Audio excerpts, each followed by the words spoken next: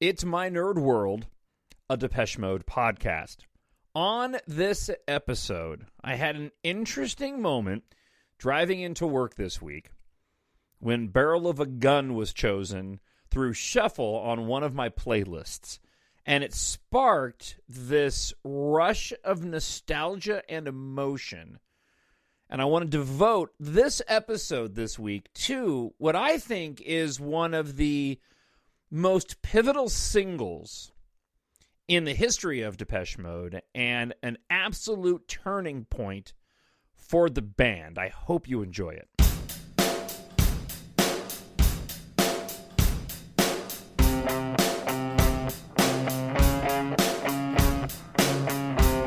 My Nerd World.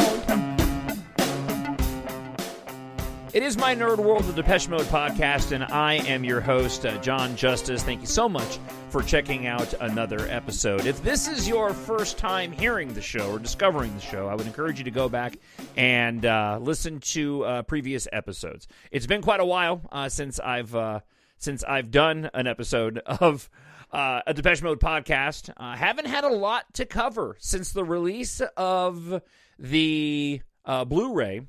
The re-release of 101, which I highly recommend if you have the money to afford the full box set for that.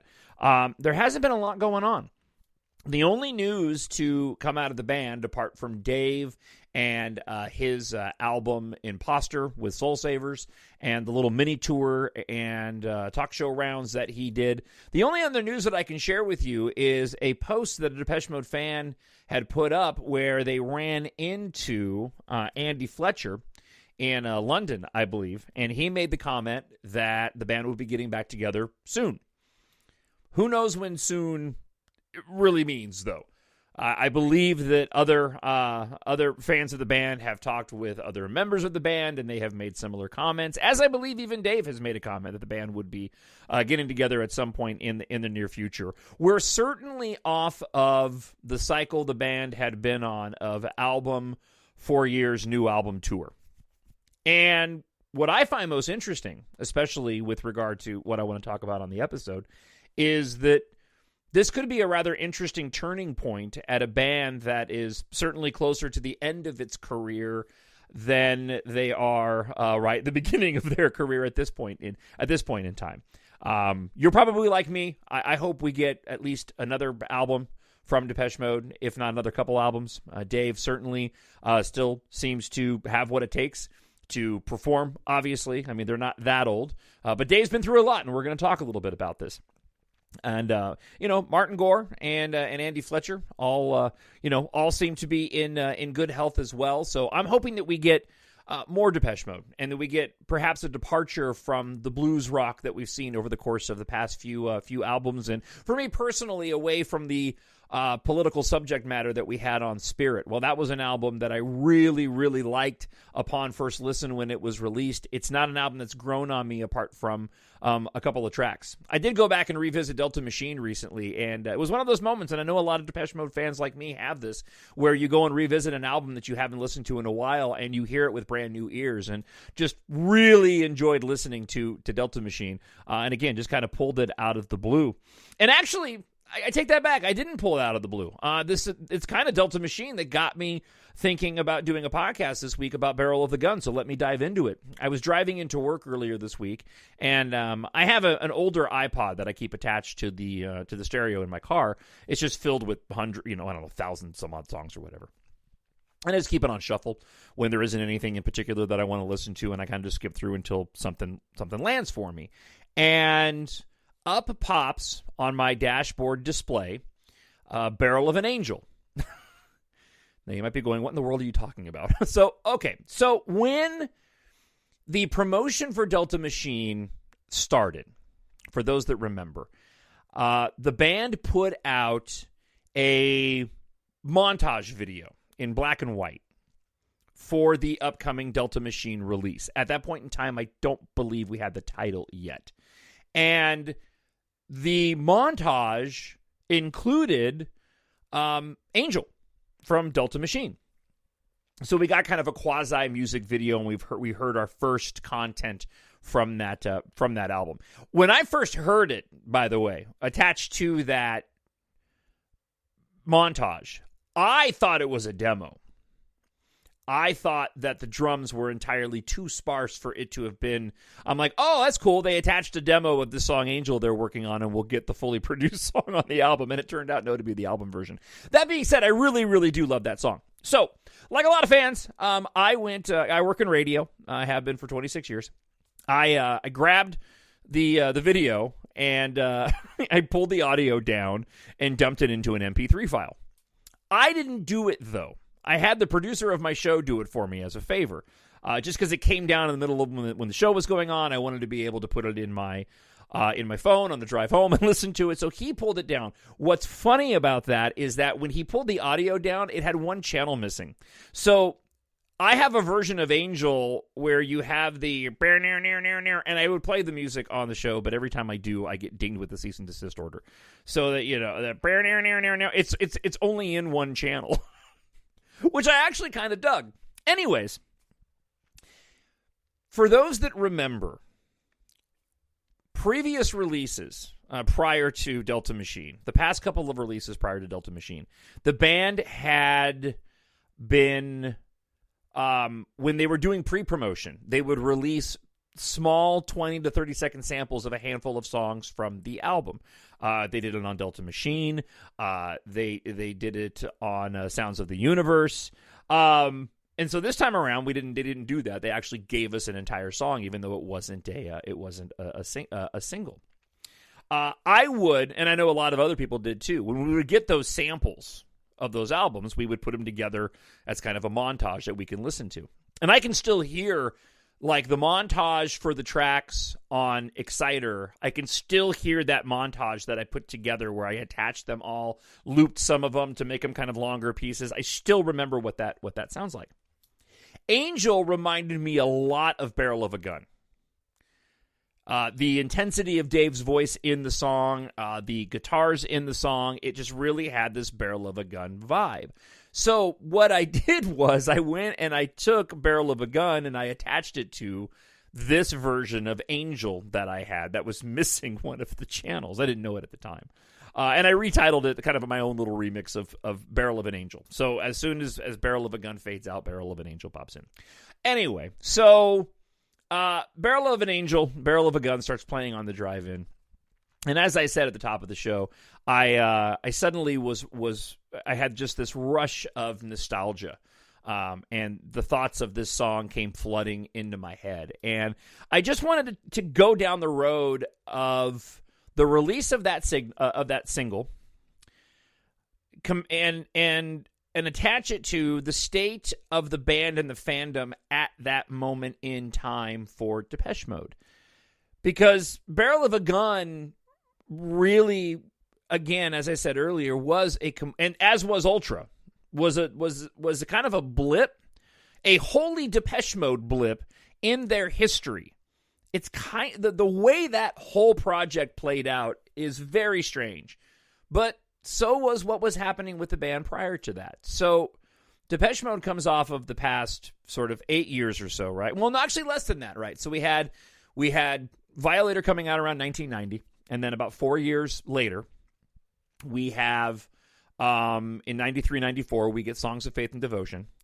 And then Barrel of a Gun comes out, 96, 97-ish. I know on the CD single that I have here in my hand, which I'll talk about here in a bit. I know it's dated for 1997.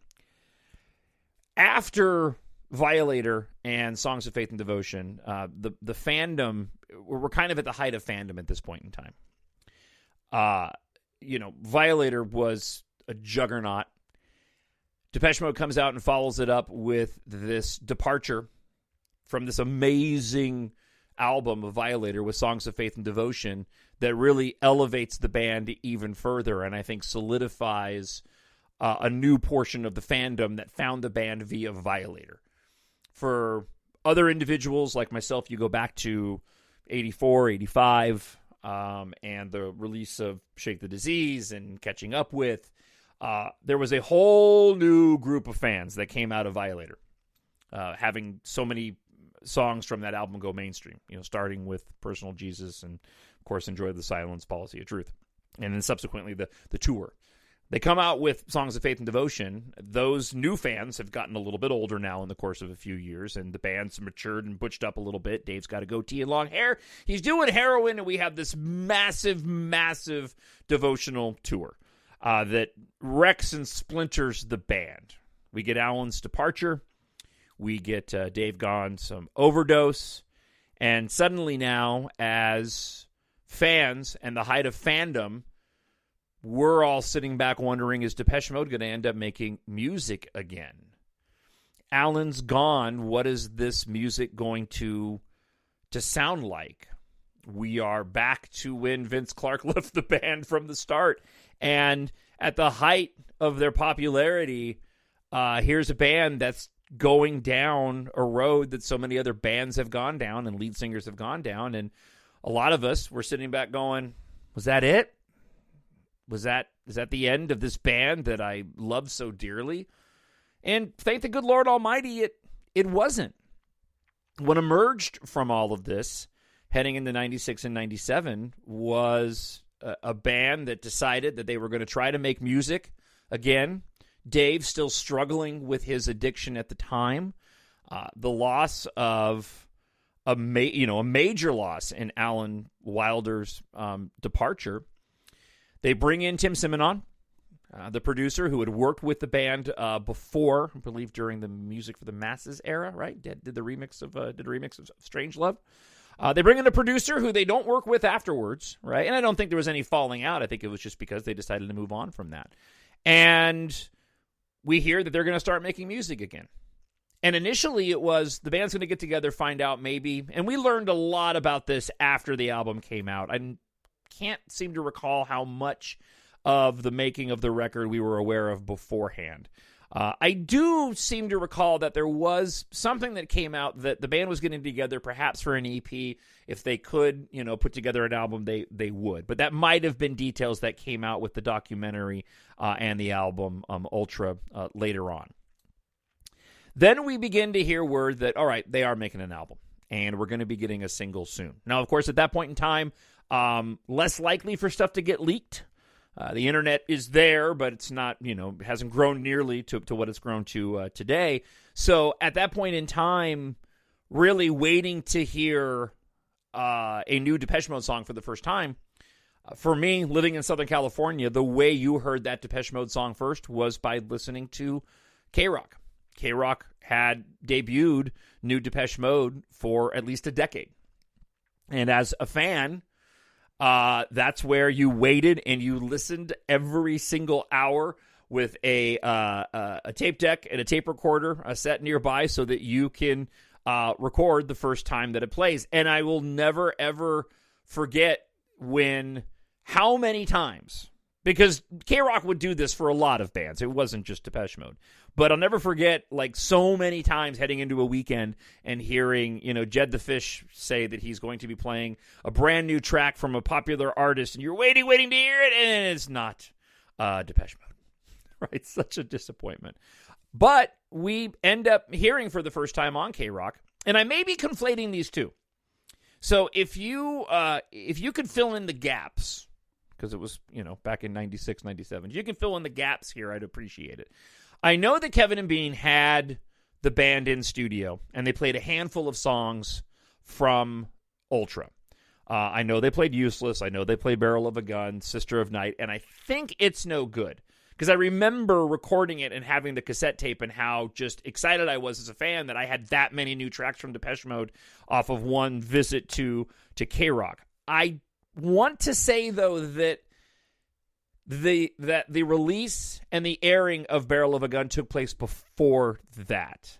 And actually, I'm almost positive. And the reason I'm almost positive is because, and actually I'm glad I did notes on this before, because I remember when the song debuted on K-Rock, I was living on the second floor of an apartment in Anaheim, California, just down the street from Knott's Berry Farm, where I could see the fireworks going off at Disneyland in the other direction, in this little apartment by myself. And I remember whoever was the host at that time, they introduced the song as Bullet from a Gun. And I actually, and I remember, I'm like, oh, that's weird. Bullet from a gun. And then, of course, the song starts and you realize, oh, it's Barrel of a Gun. They said it wrong. Hearing Barrel of a Gun for the first time is something that I won't forget. And now I do remember. I mean, whether it was when they were on with Kevin and Bean or this time when I heard it. But now I do remember hearing it for the first time. And how hard the song struck me from the get-go. And it was always that way when you're listening and waiting to hear new Depeche Mode. And before I dive into that, like I can recall when the first time that I heard Personal Jesus, K-Rock had actually played the acoustic version. And I got that on tape. And that was before the fully produced Personal Jesus that, became the hit that it was released. And then I remember hearing the full produced version for the first time and was just flabbergasted, blown away by what I was hearing. Because here was this song that I liked, but I liked it because it was Depeche Mode and this is my favorite band and these guys were my idols at the time. And then I hear this fully produced version of a song that I just heard acoustically and I was like, oh my gosh, what am I listening to? With headphones on and the sound and the keyboard riffs and the guitar is just bouncing from speaker to speaker. It was just absolutely incredible. Hearing Barrel of a Gun for the first time, it was like, wow, what am I listening to? And it struck exactly the right tone, in my opinion, for what a Depeche Mode song should sound like based off of what the band and the fans had just gone through. It wasn't completely removed from what we knew from Songs of Faith and Devotion. It still seemed like a progression and a move away from certainly Violator and even to a lesser extent Songs of Faith and Devotion, but it didn't feel too far removed from that. There was some familiarity there. It was oddly aggressive. I mean, even the title itself of Barrel of a Gun, it didn't seem at first like that could be something Depeche, at least for me. And then you hear it and you go, no, this is deeply Depeche. It was layered, still sounds raucous and fresh today when you hear it. The song, for me, in my opinion, just struck absolutely the right tone. And then you get your hands on the first single. And again, I'll speak for me as a fan. I know that for Depeche Mode, music was always first, but everything else had a level of importance that was really close to how important the music was. The look of the band, the visuals and the art style of Jon Corbijn. And what I have here is the digipack. So I don't even know what they're doing in terms of CDs today when you buy. But this was when instead of getting the plastic sort of hard CDs, we got this slide out, this slide out with the slide out disc. In the cardboard case with the, and then the disc itself is on the plastic. I actually used it for the cover for the podcast this week. I took a picture of this in my hand. And the visual style of one Anton, very Anton. You get, a couple of the band, you get Andy and Martin. They're completely out of focus, can't even see their faces. And then you get Dave in the background. And I remember seeing those first visuals using the typewriter type font, and you can just see how much time I spent just looking at this this black and white cardboard sleeve. It had 3 tracks on it. You had a Barrel of a Gun, the United mix, and then of course you had Painkiller, the original mix. And I still think Painkiller is one of their best instrumentals. I absolutely love Painkiller. And even Dave's look at the time, he was in transition. We know after the fact now in the recording process and the background of the album creation that Dave was still dealing with his addiction when they first started recording for Ultra. And he was still high when they recorded Sister of Night, and they actually had to go and piece that track together to make the song that is on the album today. Dave subsequently left the recording process for a while, and that's when he officially got clean, and then came back and they went and recorded the rest of the album. But even Dave's look was one of Dave in transition. He had cut the beard off, but his hair was still longer. He was, he kind of was this weird combination of Dave during Violator and Songs of Faith and Devotion. And of course, after that, Dave kind of morphed back into closer of what he was in, during the time of Violator, cutting his hair short again, a little bit more clean cut. And just a part of the evolution of Dave Gahan to the sort of sleazy swagger that we get of a live Dave Gahan today. But it all fit together in this great package with Barrel of a Gun, between Jon Corbijn's art direction, the look of the band, the song, and then even the video. And lyrically, it kind of fit too. Martin's always hesitated and never really gotten into the details of why he, inspiration of why he's written or why he wrote particular songs and why. He's always said he likes to leave it somewhat ambiguous. But it's hard not to read into the lyrics of Barrel of a Gun and think that, there wasn't a bit of what they were all going through at the time and what Dave was going through. And I think that shows through in the vocals of Dave on the song in and of itself. And as I mentioned before, after the release of Barrel of a Gun, we end up hearing more tracks from the album, and they all fit very well together. Going back and kind of revisiting Ultra, it really does. It sits there in me. For me and this fan, it sits in a kind of a very special place where, of course, I know the background of how the album was made, but it is a really, really solid effort, especially considering what the band had just come from at the height of their popularity and what they had just endured. It's a really special album, and the songs on that album are good. And even the ones that I mentioned a moment ago, between Useless and Sister of Night, It's No Good, Barrel of a Gun, Love Thieves, Home, it goes on and on. It really is a classic Depeche Mode album that I think a lot of fans revere. As I've mentioned before, the trinity for me is Your Music for the Masses, Your Violator, and Your Songs of Faith and Devotion. You can kind of shift that, though, back one, I think, as well, because Black Celebration is a classic, it's kind of a quadrilogy more than anything. But, after Alan's departure, arguably, I think Ultra is one of the best albums that the band has put out opposed to Alan. I think it has the most sort of leftover Alan with Alan not being there on it. I don't know if it was intentional of Tim Simonon to go and tap into that, but it certainly does feel that way. It has a bit of that anthemic and an epic vibe to it that has been lost a bit over the course of the albums as they progressed. This broke the cycle of what the band had been doing of releasing an album and going on tour. As a matter of fact, this time period, starting with Ultra, moving into the singles collection, and then the tour that they did for the singles collection, around the Only When I Lose Myself single and Surrender. But, Ultra completely broke that mold. They didn't tour at all for it. They had the two release parties and the little mini concerts, one that took place in London, the other one at the Shrine Auditorium in Los Angeles, which I actually won tickets through K-Rock, which was amazing. The two times that I won things through K-Rock was I got to go to see that Ultra show, that little mini concert of 5 some odd songs at the Shrine Auditorium. I have a picture with the band. It's a group shot with everybody and Richard Blade from K-Rock, but I'm in it with the band nonetheless. The other time I won from K-Rock was when I got to go prior to that on the Exciter tour, and I saw the band at the Roxy, which was incredible. On a stage that's a few feet off of the floor and just a few feet away from the band. It was one of the most amazing Depeche Mode experiences I've ever had. And look, the show at the Shrine Auditorium was good too.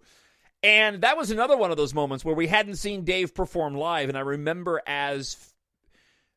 what I thought, what my friends who were fans of the band thought at the time, and what they were wondering was, Dave was so iconic for his stage presence. We all knew what he'd gone through. They weren't touring, right, for a reason, because I don't think anybody in the band, even with Andy Fletcher's, breakdown that he had leaving the tour on Songs of Faith and Devotion as well. But we didn't know what to expect in terms of Dave's stage presence. And he was different during that period of time, but it was still Dave, and he was still incredibly entertaining. And by the time we got to the singles tour, of course, Dave got his complete mojo back. But it was a really, really fascinating time for the band, and Barrel of a Gun was the perfect start to that era that continues today as we all sit back and wait for Dave to finish up his solo work with Soul Savers, which I'm not the biggest fan of. I'm not going to lie. I didn't purchase Imposter. I didn't get the last Soul Savers album. I had purchased and enjoyed Dave's solo stuff, just like Martin's. But the Soul Saver stuff just wasn't for me. There's something, obviously, especially with Martin, right? Martin's stuff's different. His EP that he released was strange. I haven't revisited it since its release. I do listen to Compulsion quite a bit. Counterfeit 2's okay. And MG is different. I like it. I listen to some tracks on that on occasion. The magic happens when the band is together. And it has always been that way. I'm excited, like other people are. I'm looking at Depeche-mode.com and the forum, the Halo forum there, and was kind of, before I started the show today, I wanted to see if there's anything new that anybody was talking about, and there wasn't. But I'm kind of in line with other fans in wondering what is going to happen next, and kind of excited about the fact that we've had this long of a gap in the creative process and what the band could produce moving forward.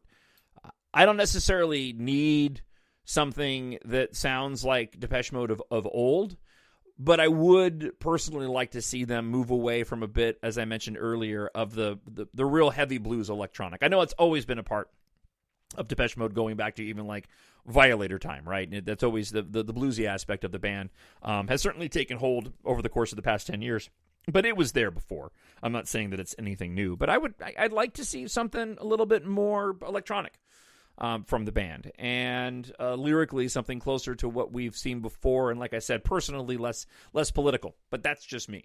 I don't mind the political stuff, and Depeche Mode hasn't shied away from that. I talked about this in talking about Spirit, and when I went through all of the albums individually, I discussed this quite a bit as well. But again, getting back to the topic of Barrel of a Gun, I didn't realize until I really thought about it how important this track really was for the band. And while I know fans like it, I think it really is. It's one of their more underrated songs, in my opinion. I was really glad to see them bring back Useless. And they did bring back Barrel of a Gun for Delta Machine, right?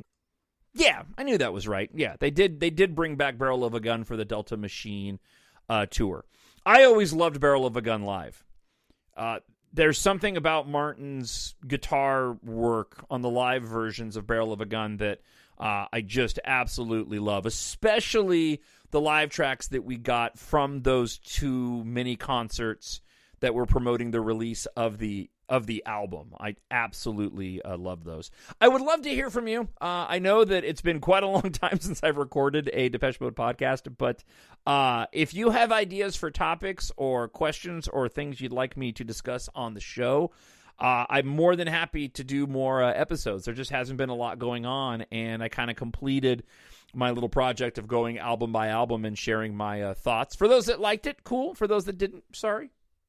I know it wasn't everybody's bag. There was a point in time, and I may still do it, where I was going to go through each of their live releases, so that's still in the back of my mind. But I would love to hear from you and share it with those that listen to the podcast. So you can email me, talkshownerd@gmail.com. You can also find out more about my nerd world and what I do and the other podcasts that I host at mynerdworld.net. So I hope you enjoyed this episode and this little look back at Barrel of a Gun. And again, I'd love to hear your thoughts on that particular track and what it meant to you when you first heard it. I love hearing other Depeche Mode fans' stories. So again, you can email me, talkshownerd@gmail.com. Before I let you go, if you like science fiction, I hope that you will, and you want to support my nerd world, I hope you will check out my EMBARK science fiction space opera series. I'm a massive Star Wars fan. I'm as big a Star Wars fan as I am a Depeche Mode fan. And in book 1 of my series, the protagonist is a massive Depeche Mode fan. So all of the books have a reference in one way, shape, or form to Depeche Mode set in a future Earth where essentially everybody has a spaceship for a car. Book 1 kicks off with a massive industrial accident setting off an apocalyptic chain of events that leads into what ends up being a space opera story over 7 books of Earth's evacuees populating distant worlds and the conflicts that arise from that. They are good for all ages. Kids as young as 11 have enjoyed them. I do write them for adults. In terms of the violence in the book, it's on par with what you would get from a Star Wars novel. For those wondering, okay, well, what's the story about? This is the book blurb for EMBARK Book 1. Katha Morrow's father passed away 1 year ago. Yesterday, he gave her the key to saving humanity. She just doesn't know it yet.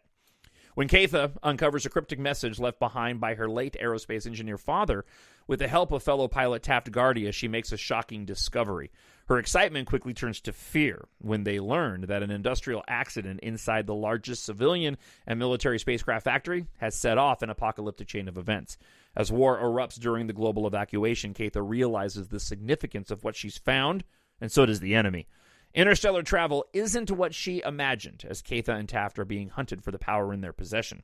While Earth's evacuees stand upon the brink of annihilation, Katha Morrow faces her destiny and might be humanity's greatest hope for survival among the stars. Again, if you like sci-fi, and certainly if you like Depeche Mode, I hope you'll check my book series out.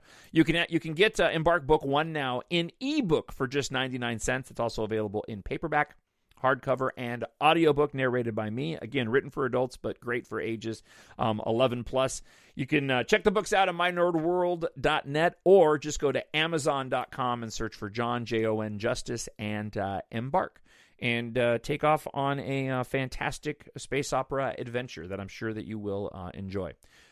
Again, thank you so much for checking the show out. I hope you enjoyed listening to it as much as I did sharing my thoughts on the turning point for Depeche Mode, and that is the single of Barrel of a Gun.